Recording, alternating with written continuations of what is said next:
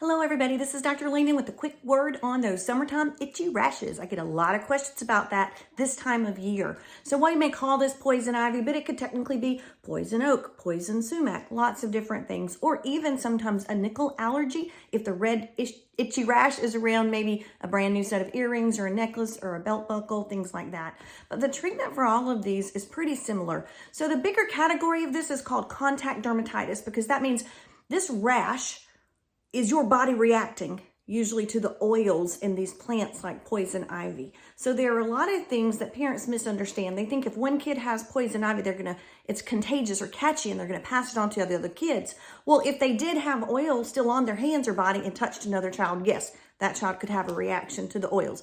But once the original child, the index case, has had their first bath or shower and washed off all those oils, they're certainly not going to pass it to anyone else. The other misconception is that the rash is spreading. What's actually happening is whichever spot of the body got the highest dose of the oils will break out the fastest, usually in a day or so after the exposure.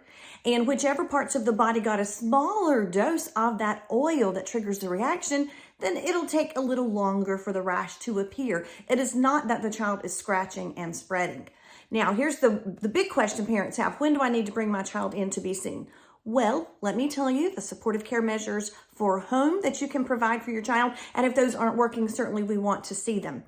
The first level of care is keep your fingernails trimmed short, the child's fingernails trimmed short so that they don't scratch the skin, break the surface, cause more damage, and then set up the stage for a secondary bacterial infection like impetigo. So trim fingernails. Keep the child physically cool. Did you know the hotter you are, the more histamine you release, and that is the chemical mediator for all that itching. And so a long hot bath, long hot shower, it's just gonna make the rash look redder because it'll have more perfusion or blood supply, and it's gonna make it feel itchier. So keep the child cool.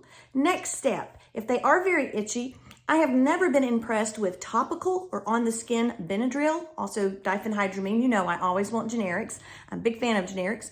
But oral Benadryl or diphenhydramine can be very effective, or oral Zyrtec if you already have that at home. So Zyrtec or Benadryl, an oral antihistamine, great idea. Topical, not so much. Topically, we want to use a hydrocortisone or a steroid cream. Now, this is one of the reasons you may need to go in. If your topical 1% hydrocortisone is the strongest you can buy over the counter, and you can do that up to 3 times a day on the body, only once a day on the face, never on the scrotum or the genital area. Now, if you're doing all that and it's not enough, you may want to come in. We can prescribe a higher level strength topical steroid cream to your pharmacy. And the other reason you would need to come in is if the child just has extensive involvement of this poison ivy or contact dermatitis, including facial or genital area.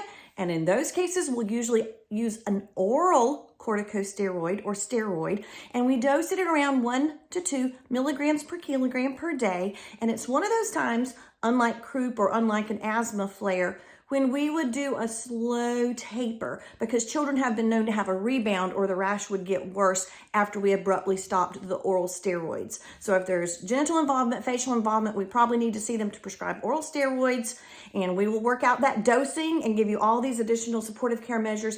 And a lot of times at that visit, we will also prescribe the higher strength topical steroids.